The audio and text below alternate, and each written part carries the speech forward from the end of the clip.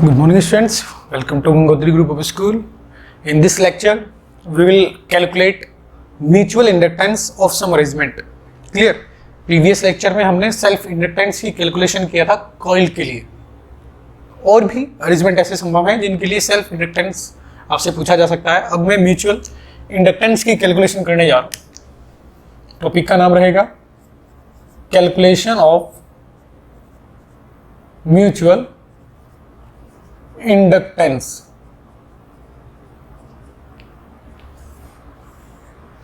Calculation of mutual inductance. Example से ही ये चीज मैं आपको समझाऊंगा.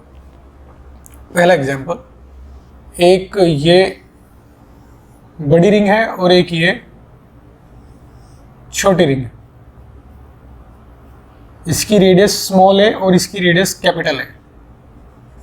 इसमें करंट फ्लो कर रहा है I, and this I is a function of time. Clear? याद रखना, म्यूचुअल इंडक्टेंस या सेल्फ इंडक्टेंस एक अरेंजमेंट की स्ट्रक्चरल प्रॉपर्टी है. वो कभी भी करंट पे डिपेंड नहीं करती है. समझ में आई बात? जिस तरीके से रेजिस्टेंस एक स्ट्रक्चरल प्रॉपर्टी है, कैपेसिटेंस एक स्ट्रक्चरल प्रॉपर्टी है जो अपना काम तब करती है. रेजिस्टेंस कब करता है अपना काम? जब उसमें करंट आती है. क्लियर? रेजिस्टेंस से हम क्या काम है? रेजिस्टेंस का हीट डिसिपेट कराना. हीट का फॉर्म, इलेक्ट्रिकल एनर्जी को हीट एनर्जी या लाइट एनर्जी. रेजिस्टेंस जैसे फैन को भी एक रेजिस्टेंस कहेंगे, बल्ब भी एक रेजिस्टेंस है, एसी भी एक रेजिस्टेंस है. समझे? क्लियर? तो इलेक्ट्रिकल एनर्जी को अलग अलग डिफरेंट फॉर्म में यूज करना ही काम है रेजिस्टेंस का. रेजिस्टेंस, कैपेसिटर क्या है? चार्ज का स्टोर करना. कॉइल क्या है? मैग्नेटिक फील्ड को स्टोर करना.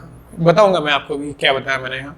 तो जो सेल्फ इंडक्टेंस होता है कॉइल का, जो मैंने लास्ट लेक्चर में आपको बताया था, कैपेसिटेंस आर, ये स्ट्रक्चरल पैरामीटर्स होते हैं. ये कभी भी करंट चार्ज पर डिपेंड नहीं करते. उनकी हेल्प से निकाले जाते हैं. करंट की हेल्प से निकाला जाएगा. जैसे कि मैंने आपको बताया था कि एक सिलेंडर के लिए रेजिस्टेंस, एक सिलेंडर के लिए resistance rho into L by A भी हो सकता है और कुछ और भी हो सकता है जो एलन की फॉर्म में आया था. याद करो, मैं अगर एक्सियल को पॉजिटिव टर्मिनल और सर्कमफेरेंस को नेगेटिव टर्मिनल बना देता हूं सिलेंडर में, कंडक्टिंग सिलेंडर में, समझ में बात, जिसमें सेंटर कंडक्टिंग वायर है और एक मटेरियल है फिर जिसकी रेजिस्टिविटी रो है. कंडक्टिंग, कंप्लीटली कंडक्टिंग सिलेंडर नहीं है, सेंटर में एक कंडक्टिंग वायर रखा मैंने और उसकी सर्कमफेरेंस को नेगेटिव चार्ज दिया मैंने, तो करंट रेडियली आउटवर्ड फ्लो करेगी और वहां रेजिस्टेंस कुछ और आया था. जो मैं बताई थी ये बात मैंने आपको. समझना, कुछ स्पेशल टाइप के जो क्वेश्चन है, जो अच्छे क्वेश्चन है, वो जूम में मैं कराता हूँ. क्लियर? जो जिससे कि डबल कम्युनिकेशन हो पाए, जिससे कि आपको समझ में आ पाए कि जो मैं बोल रहा हूँ वहां तक जा भी पा रहा है, नहीं जा पा रहा, या सिर्फ मैं ही बोलता जा रहा हूँ. ये क्वेश्चन मैंने आपको जूम में बताया था. तो एक सिलेंडर का रेजिस्टेंस अलग अलग फैशन में अलग अलग आता है. तो यानी करंट के फ्लो पैटर्न पे रेजिस्टेंस डिपेंड करता है. ये बिल्कुल सही बात है, करंट के फ्लो पैटर्न पे डिपेंड करता है. लेकिन रेजिस्टेंस एक स्ट्रक्चरल पैरामीटर है. आपने देखा होगा जब आर का फाइनल एक्सप्रेशन आया होगा उसमें करंट नहीं था. करंट फ्लो पैटर्न पर डिपेंड करेगा, सिर्फ करंट पे डिपेंड नहीं करेगा, उस पैटर्न पे डिपेंड करेगा कि वो किस पैटर्न में फ्लो हो रही है करंट. समझे? वही चीज यहाँ है कि सेल्फ इंडक्टेंस या म्यूचुअल इंडक्टेंस भी करंट फ्लो पैटर्न, किस अरेंजमेंट में करंट एग्जिस्ट करती है उस पर डिपेंड करेगा, करंट पे डिपेंड नहीं करेगा. देखो यहाँ आई टी समय का फंक्शन है. आई अगर वेरी करेगा तो इस पूरे रीजन में मैग्नेटिक फील्ड वेरी करेगा. अगर ये ऐसे है तो मैग्नेटिक फील्ड इसके अंदर बाहर की ओर आएगा. आएगा नहीं आएगा? अलग अलग पॉइंट पर मैग्नेटिक फील्ड अलग अलग होता है. एक सर्कुलर रिंग के अंदर अगर मैं एक करंट कैरिंग रिंग लेता हूं तो अंदर मैग्नेटिक फील्ड अलग अलग पॉइंट पर अलग अलग आता है. इसमें तो कोई भी डाउट नहीं है, कोई दो राय नहीं है इसमें. लेकिन अगर मुझे बताना है सेंटर के करीब ए बहुत ज्यादा छोटा है, क्वेश्चन में आपको दिया जाएगा, it is given that A is very very less than capital R. मतलब ए ये जो एरिया है, ये एरिया एक पॉइंट टाइप एरिया आप मान सकते हो, बहुत ज़्यादा छोटा है, तो यानी आप इसको सेंटर मान सकते हो। तो एक रिंग की वजह से सेंटर में मैग्नेटिक फील्ड क्या होता है, मैग्नेटिक फील्ड सेंटर पे क्या आएगा, रिंग की वजह से mu naught I t upon क्या आएगा 4 पाई डी स्क्वायर यानी r square into arc length, total arc length, यही तो होता है mu naught I t upon 4 pi total arc length, यही होता है।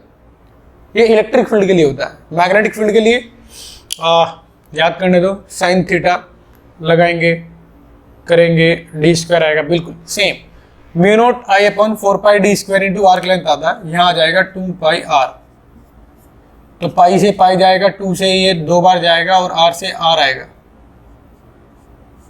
वहां भी इलेक्ट्रिक फील्ड में भी इसी टाइप का फॉर्मूला होता है mu naught I t upon 2r, ये आएगा सेंटर पर मैग्नेटिक फील्ड।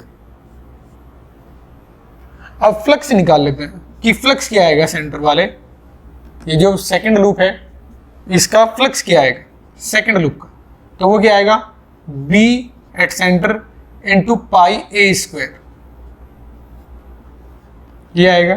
तो mu naught I t upon 2r pi A square,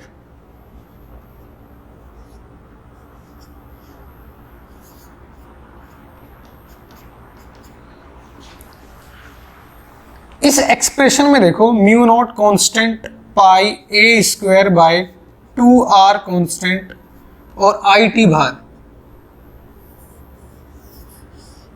इसका मतलब ये सेल्फ इंडक्टेंस है, सॉरी म्यूचुअल इंडक्टेंस।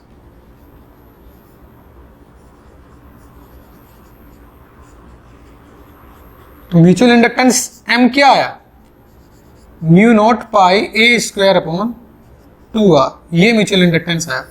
तो इस तरीके से आपसे क्वेश्चन पूछा जाएगा। नेक्स्ट क्वेश्चन देखें, एग्जाम्पल 2,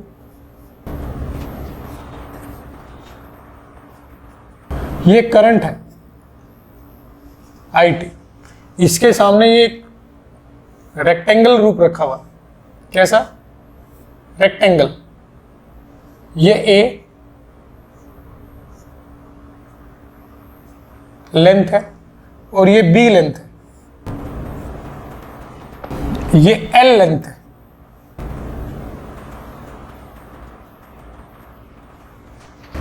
इस अरेंजमेंट का आपको म्यूचुअल इंडक्टेंस बताना है। अगर इसमें ये करंट जो कि टाइम का फंक्शन, अगर समय के साथ ये करंट बढ़ती है तो देखो इस करंट की वजह से इसमें मैग्नेटिक फील्ड अंदर की ओर आएगा,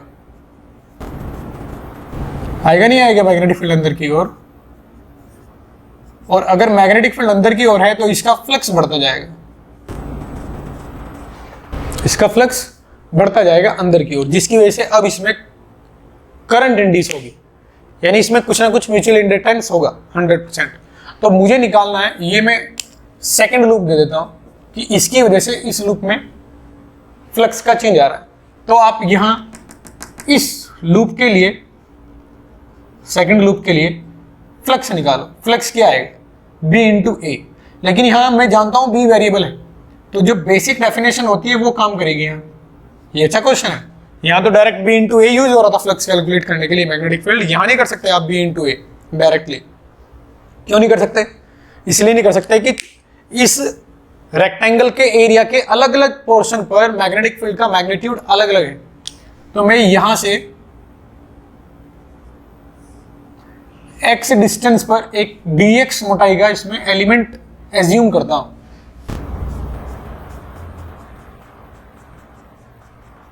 ये मैंने एज्यूम किया।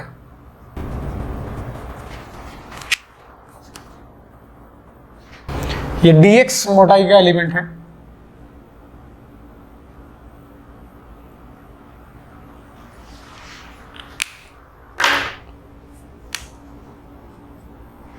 तो ये dx बहुत ही ज्यादा छोटा है, ऐसा नहीं है कि आप यहां से यहां जाते हैं तो मैग्नेटिक फील्ड वेरी करेगा। dx इतना छोटा है कि आप इस लेंथ के अलोंग मैग्नेटिक फील्ड कांस्टेंट मान सकते हैं, जो कि x डिस्टेंस पे होगा। इस वायर से जो कि एक्स डिस्टेंस पर होगा, तो वो कितना आएगा? मैग्नेटिक फील्ड एक्स डिस्टेंस पर इन्फिनाइट वायर की वजह से जो आता है वो आप पहले ही जानते हैं, कितना आता है? Mu naught I upon 2 pi x. अब उसमें डी ए लगाएंगे, यानी इसका एरिया आएगा L into D x integration. अब डॉट प्रोडक्ट भी है, डॉट प्रोडक्ट के बारे में सोचो जरा। एरिया ओपन वेक्टर है, ओपन एरिया है ना, तो वेक्टर क्या है? अंदर की ओर। मैग्नेटिक फील्ड क्या है? अंदर की ओर। तो दोनों वेक्टर के बीच में एंगल कितना है? 0। को 0 कितना आता है? 1। यानी ये डॉट भी डायरेक्टली मैं हटा सकता हूं, समझे? इधर देखो, अब यहां से mu naught I l upon 2 पाई, ये सब कांस्टेंट है। एक्स है तो एल एन एक्स आ जाएगा, और एक्स की वैल्यू कहां से कहां तक? ए से लेके बी तक, ए से लेके बी तक। तो इसमें लिमिट लगा दूंगा मैं ए से लेके बी तक। तो जो फ्लक्स आएगा सेकंड लूप से एसोसिएटेड, वो आप कुछ इस प्रकार से लिख सकते हो, mu naught I l upon 2 pi l n b upon l n a, ये फ्लक्स आएगा। अब इसमें से इस करंट को निकालकर अलग लिख देता हूं, तो आपको पता चलेगा कि ये कंप्लीटली कांस्टेंट है। इस अरेंजमेंट के लिए म्यूचुअल इंडक्टेंस का आंसर ये आएगा, बोलोगे कि ये म्यूचुअल इंडक्टेंस है इस अरेंजमेंट का।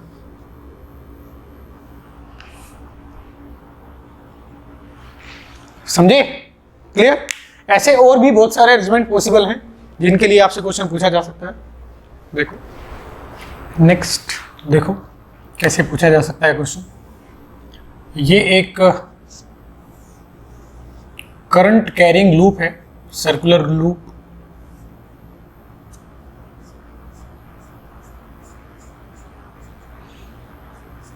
इसमें करंट आई फ्लो कर रही है,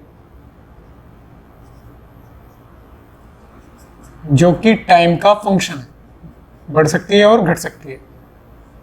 इस रिंग के एक्सिस पर सेंटर से एक्स डिस्टेंस पर एक पॉइंट P है, सेंटर से एक्स डिस्टेंस पर एक पॉइंट P है। उस पॉइंट P पर आपको बताना, ये रेडियस दिया हुआ है यार,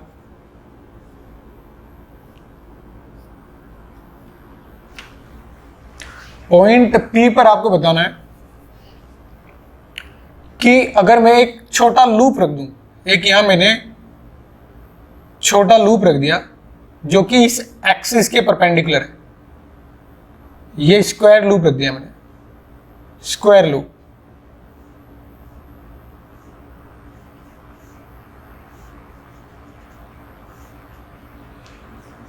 स्क्वायर लूप, ये स्क्वायर लूप एक्सिस के परपेंडिकुलर है, ये एक्सिस है, एक्सिस। इसका प्लेन, स्क्वायर लूप का प्लेन एक्सिस के परपेंडिकुलर है। The plane of square loop is perpendicular to the axis of given ring. Edge length is A, and A is very less than x, r. x और r की respect में जो A है वो बहुत ही ज्यादा छोटा है। मतलब आप इसके एरिया को, इसका एरिया कितना आएगा, ये एरिया, इसके एरिया को आप पॉइंट मान सकते हैं ए स्क्वायर, इसका एरिया आएगा। तो आपको इस अरेंजमेंट का म्यूचुअल इंडक्टेंस बताना है। अगर इसमें करंट बढ़ेगी तो इस लूप में, ये जो लूप है, अगर इस लूप में यहाँ एक कंडक्टिंग वायर रख दिया जाए, यहाँ एक कंडक्टिंग वायर रख दिया जाए, इस स्क्वायर शेप का, तो उसमें करंट में इंडक्शन होगा, मैग्नेटिक फील्ड आएगी, क्योंकि यहाँ इस करंट की वजह से यहाँ मैग्नेटिक फील्ड आएगी, मैग्नेटिक फील्ड इंटेंसिटी बढ़ेगी, जिससे कि इसका फ्लक्स बढ़ेगा, जिससे कि इसमें ईएमएफ इंड्यूस होगा, जिससे कि इसमें करंट इंड्यूस होगी। इसका मतलब यहाँ इंडक्शन होगा। तो आपको म्यूचुअल इंडक्टेंस बताना है।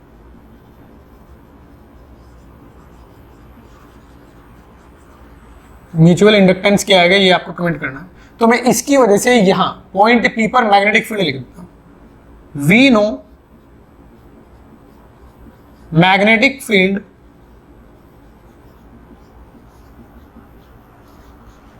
Due to ring on its axis is, जो मैग्नेटिक फील्ड आएगा पॉइंट पी पर वो आएगा mu naught I t r square upon 2 are square plus x square की पावर 3/2, ये आएगा। ये मैंने आपको होमवर्क में दिया था, मैंने कैलकुलेट नहीं किया था यूट्यूब लेक्चर में, ये मैंने होमवर्क दिया था आपको। तो ये उसका रिजल्ट आता है, ये याद होना चाहिए, बहुत इंपॉर्टेंट रिजल्ट है, मेरे भी याद है, इतना इंपॉर्टेंट है, समझे। तो अगर मैं फ्लक्स निकालना चाहता हूं इस सेकंड लूप से, जो फ्लक्स कैलकुलेशन आएगी वो आएगी इसका एरिया इंटू बी, यानी mu naught r square pi, नहीं है ए स्क्वायर है तो यहां से तो मैं डायरेक्ट एरिया लिख दूंगा A square upon 2 are square plus x square की power 3/2 into I.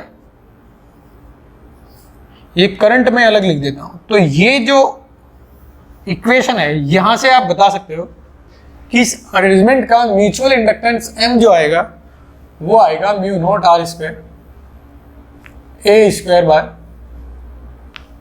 2 are square plus x square की पावर 3/2। ये म्यूचुअल इंडक्टेंस है, समझे, इस अरेंजमेंट का। तो इस तरीके से डिफरेंट अरेंजमेंट में म्यूचुअल इंडक्टेंस आपसे पूछा जा सकता है। तरीका आप समझ चुके होंगे, इसी तरीके से कैलकुलेट करना है। Okay, in this lecture we will talk about application of mutual inductance. बहुत इंपॉर्टेंट लेक्चर। अभी तक जो मैंने म्यूचुअल इंडक्टेंस की कैलकुलेशन की उस पर क्वेश्चन एप्लीकेशन में कैसे आते हैं, मतलब मैं ये कहूँगा कि IIT इस पोर्शन पे बहुत क्वेश्चन फ्रेम करता है, क्लियर, एप्लीकेशन पार्ट पे। और जेई मेंस और नीट की अगर मैं बात करूं उसमें भी इस पर क्वेश्चन फ्रेम किया जा सकता है, क्योंकि बहुत जल्दी से आंसर आता है, समय नहीं लगता है, क्लियर। उसमें भी इस चीज पर क्वेश्चन बनाया जा सकता है, इसलिए आप ध्यान से सुनेंगे, सभी लोग ध्यान से सुनेंगे। IIT जेई में प्रीवियस ईयर्स में भी काफी बार मैंने देखा है इस पोर्शन पे क्वेश्चन आया हुआ है। यहां अब की बार उसने क्या किया हुआ है कि इस इनसाइड वाले में करंट है, सेकेंड लूप, फर्स्ट लूप, ये दो कंसेंट्रिक लूप हैं। There are 2 concentric conducting loop, दो कंसेंट्रिक लूप है, क्लियर। कंडक्टिंग हटा देता हूं मैं, इसका रेजिस्टेंस बोल देता हूं आपको। There are 2 concentric circular loop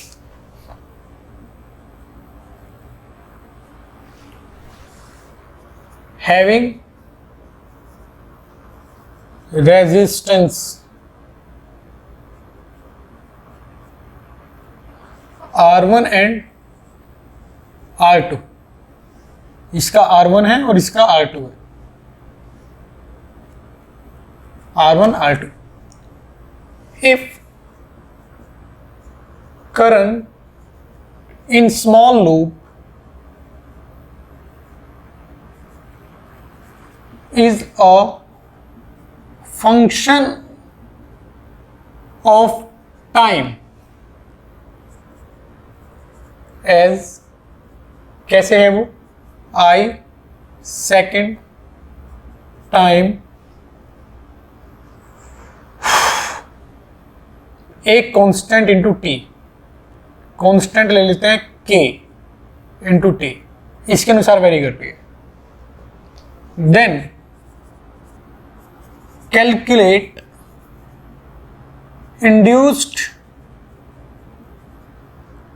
current in loop first loop में इंड्यूस्ड करंट क्या आएगी ये आपको बताना है। 99% बच्चे इसको कैसे सॉल्व करना स्टार्ट करेंगे। करंट इस लूप में है तो इस लूप की वजह से बड़े वाले लूप में फ्लक्स आएगा। क्लियर? वो फ्लक्स चेंज हो रहा होगा और अगर उस फ्लक्स का रेट ऑफ चेंज में कैलकुलेट कर पाता हूं, आंसर आ जाएगा। समझे क्या बोला मैंने? इस करंट की वजह से इस बड़े वाले लूप में एक फ्लक्स आएगा, क्योंकि ये करंट समय के साथ चेंज कर रही है, इसलिए वो फ्लक्स भी समय के साथ चेंज होगा। और यदि वो फ्लक्स समय के साथ चेंज होता है तो बड़े वाले में ईएमएफ इंड्यूस होगा, जिससे कि उसमें करंट आएगी। तो यही प्रोसीजर मुझे फॉलो करना है।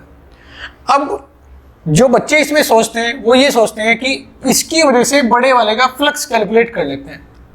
Flux of first will be calculated due to this. Flux, बड़े वाले का फ्लक्स आएगा ना, बड़े वाले का जो फ्लक्स आएगा उसमें ये छोटे वाली करंट आएगी डेफिनेटली। इस प्रकार से कुछ ना कुछ फंक्शन आएगा छोटे वाली करंट, ये आईटी, फिर इसको डिफरेंशिएट कर देंगे क्योंकि आईटी समय का फंक्शन है। अब क्या आप कैलकुलेट कर सकते हो इस करंट की वजह से, स्मॉल लूप की वजह से कैपिटल लूप में फ्लक्स क्या आप कैलकुलेट कर सकते हो? देखो, इस रिंग की वजह से इसके अंदर मैग्नेटिक फील्ड बाहर की ओर है, यहां मैग्नेटिक फील्ड बाहर की ओर है, और हर एक पॉइंट पे सेम नहीं होगी, अलग अलग पॉइंट पे अलग अलग होगी। और फिर यहां से निकल के वो इस एरिया में एंटर करेगी, और इस एरिया में एंटर करेगी तो अलग अलग पॉइंट पर अलग अलग आएगी। तो मैग्नेटिक फील्ड का यहां डायरेक्शन में भी और मैग्नीट्यूड में भी अलग अलग एरिया पर अलग अलग वैल्यू है, डायरेक्शन भी है। मुझे टोटल फर्स्ट लूप का एरिया, मतलब ये टोटल एरिया, ये कंप्लीट एरिया, अब इस कंप्लीट एरिया में अगर मैं फ्लक्स निकालना चाहता हूं तो ये मैग्नेटिक फील्ड बाहर की ओर है, जो कि अलग अलग पॉइंट पर अलग अलग है। क्लियर? और फिर इससे बाहर निकल के ऐसे मैग्नेटिक फील्ड एंटर करेगा, इससे मैग्नेटिक फील्ड जैसे ही है कि बाहर निकलेगा फिर ऐसे एंटर करेगा, क्योंकि लूप बनाता है मैग्नेटिक फील्ड। तो इस प्लेन से तो बाहर निकलेगा और इस प्लेन में एंटर करेगा, समझे? और इस पूरे प्लेन में यहां कुछ ज्यादा डेंसिटी होगी क्योंकि वो इसके करीब है, यहां भी आएगा मैग्नेटिक फील्ड, यहां भी एंटर करेगी। समझ में ही बात? तो डायरेक्टली फर्स्ट का फ्लक्स कैलकुलेट कर पाना आसान बात नहीं है, इजी नहीं है, समझना, क्योंकि मैग्नेटिक फील्ड रैंडमली वेरी कर रहा है। तो बहुत ही ज्यादा टिपिकल मैथमेटिकल कैलकुलेशन होगी अगर आप उसको इंटीग्रेशन का फंक्शन बनाने की भी कोशिश करोगे, समझे? तो स्मार्ट में क्या है, यहां मैं जानता हूं कि इन अरेंजमेंट का म्यूचुअल इंडक्टेंस क्या है। अगर करंट फर्स्ट में होती, यहां आपको बोला जाएगा इस क्वेश्चन में कि ए बहुत ज्यादा छोटा है आर के रेस्पेक्ट में, ए बहुत ज्यादा छोटा है आर के रेस्पेक्ट में। यदि करंट फर्स्ट में होता समय का फंक्शन और आपसे पूछा जाता कि इसमें सेकंड वाले में फ्लक्स बताओ, तो आप कैलकुलेट कर सकते थे। कैसे? वी नो, अगर फर्स्ट में करंट होता तो सेकंड वाले में कितना फ्लक्स आता? सेकंड वाले में फ्लक्स आता mu naught flux of second, mu naught I first upon 2r b into area A square, ये फ्लक्स आता। अगर करंट इसमें होता तो फ्लक्स इसमें ही आता, एरिया और सेंटर, ये पूरा एरिया एक सेंटर की तरह, एक पॉइंट की तरह बिहेव करता। और सेंटर में मैग्नेटिक फील्ड कितना होता है? Mu naught I upon 4 pi r square into 2 pi r, r से आर कट जाएगा, पाई से पाई कट जाएगा, 4 से 2 कट जाएगा, तो 2 से 4 कट जाएगा तो 2 बचेगा। तो मैंने ये कैलकुलेट किया था यहाँ कि इस अरेंजमेंट का म्यूचुअल इंडक्टेंस जो आता है वो आता है mu naught a square upon 2r, ये म्यूचुअल इंडक्टेंस आता है। क्योंकि इस आई को बाहर निकालूंगा मैं, तो इस अरेंजमेंट का म्यूचुअल इंडक्टेंस ये आया था। अगर फर्स्ट की वजह से सेकंड में म्यूचुअल इंडक्टेंस ये आता है तो बेटा सेकंड की वजह से फर्स्ट में भी म्यूचुअल इंडक्टेंस ये आएगा। अगर मैं ये लिख सकता हूं, अगर मैं ये लिख सकता हूं कि flux of second mutual inductance due to current in first. याद करो म्यूचुअल इंडक्टेंस मैंने यही बोला था, सेकंड लूप का फ्लक्स फर्स्ट वाले करंट के प्रोपोर्शनल होता है, प्रोपोर्शनैलिटी का जो कांस्टेंट होता है म्यूचुअल इंडक्टेंस होता है। तो मैं ये भी लिख सकता हूं flux of first M current of second. अगर ये सही है तो बेटा ये भी सही है। म्यूचुअल का मतलब ही यही होता है, आपसी। अगर इसकी वजह से इसमें म्यूचुअल कांस्टेंट ये है तो इसकी वजह से इसमें म्यूचुअल कांस्टेंट ये आएगा। तो मैं ये लिख सकता हूं directly, flux of first M into current in second. अब ये कॉन्सेप्ट यूज करके मैं डायरेक्टली बता सकता हूं आपको कि फ्लक्स ऑफ फर्स्ट जो आएगा वो म्यूचुअल इंडक्टेंस, जो कि मुझे पहले से ही बताया, और करंट क्या आएगी, के इंटू टी। अब इसको डिफरेंशिएट कर सकता हूं मैं। फर्स्ट लूप के फ्लक्स को यदि मैं डिफरेंशिएट करता हूं तो जो मैग्नीट्यूड मुझे मिलेगा वो मिलेगा म्यूचुअल इंडक्टेंस इस अरेंजमेंट का mu naught a square upon 2r है। इसको डिफरेंशिएट करूंगा तो सिर्फ के आएगा, तो ये आएगा ईएमएफ इंड्यूस्ड। इंड्यूस्ड ईएमएफ बराबर आएगा म्यू नॉट ये। क्लियर। अब अगर मुझे करंट बताना है, करंट क्या आएगा, I बराबर induced EMF upon R. Induced EMF mu naught a square के बाय 2r। ये r रेजिस्टेंस है और ये r रेडियस है, तो इसमें कंफ्यूज नहीं होंगे आप। R1 रेजिस्टेंस क्या है यहाँ, R1। इस रेडियस को स्मॉल r लिख देता हूं जिससे कि कंफ्यूजन ना हो। ये स्मॉल r, तो यहां आ जाएगा स्मॉल r, और ये है स्मॉल r रेजिस्टेंस R1। तो ये हमारा फाइनल आंसर आ जाएगा, इंड्यूस्ड करंट। आप सेंस भी बता सकते हैं, समझे ना, आप इसमें करंट की सेंस भी बता सकते हैं। अगर यहां I समय के साथ बढ़ता है तो इसमें इंड्यूस्ड करंट ऐसा होना चाहिए कि इस करंट को घटाए। अगर I समय के साथ बढ़ रहा है, क्योंकि बढ़ रहा है, T बढ़ेगा तो करंट ये बढ़ेगा, तो इसमें इंड्यूस्ड करंट ऐसा होना चाहिए कि इसका अपोज करे। अब इसका अपोज कैसे कर सकता है, ये करंट इसका अपोज कैसे कर सकता है, सोचो। इस करंट की वजह से इसमें मैग्नेटिक फील्ड, यानी इसमें इंड्यूस्ड करंट अपोजिट डायरेक्शन में आना चाहिए। जो यहां करंट आई है इंड्यूस्ड, उस करंट की वजह से इसमें जो करंट आनी चाहिए वो अपोजिट सेंस में आनी चाहिए, तभी तो इसके इंक्रीमेंट को घटाएगा। अब इसमें करंट कैसे लगाऊं मैं, अगर मैं करंट इस सेंस में कर देता हूं, इस सेंस में करंट है तो मैग्नेटिक फील्ड बाहर की ओर आएगा, और मैग्नेटिक फील्ड बाहर की ओर आएगा, इसका मतलब ये है कि इसमें जो करंट आएगी वो करंट अपोजिट सेंस में आएगी, समझना, क्योंकि ये उसको घटाने की कोशिश करेगी जो इंड्यूस आएगा।